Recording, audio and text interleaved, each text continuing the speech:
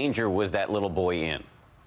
I would say it's easy to suggest this is life-threatening danger.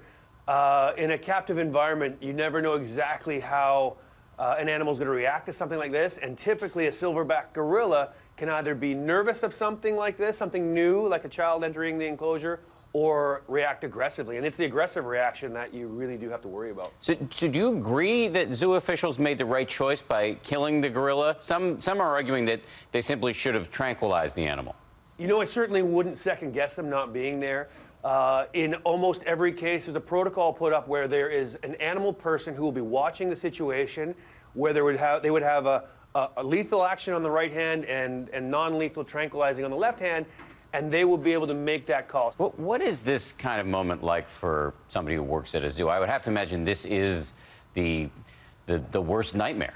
Yeah, absolutely, the perfect description. Worst nightmare, because these are the types of things you train for all the times, and these guys absolutely were trained for that. But you hope to never be put in this situation because you obviously care about the life of the human being, but you care about the gorilla's life almost as much, if not as much. Yeah, it's an emotionally freighted moment, I'm sure. The fact that this boy was able to get into that enclosure, though, what does this say about the safety of zoos where we all take our kids?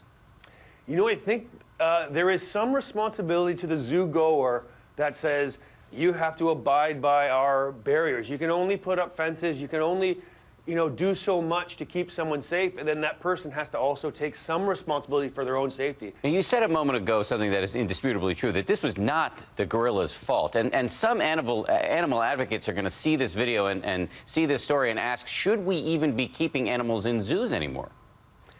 You know, it's a really tough question because absolutely, in a perfect world, there would be no animals in zoos, and I think everyone agrees to that. I think the problem is we do have animals in captivity, and those animals need to be cared for. Dave Salmoni, we really appreciate your analysis on this story. Thank you. Thanks for having me. Such a tough story to watch, and for his parents to see that happen too. But thank you, Dan.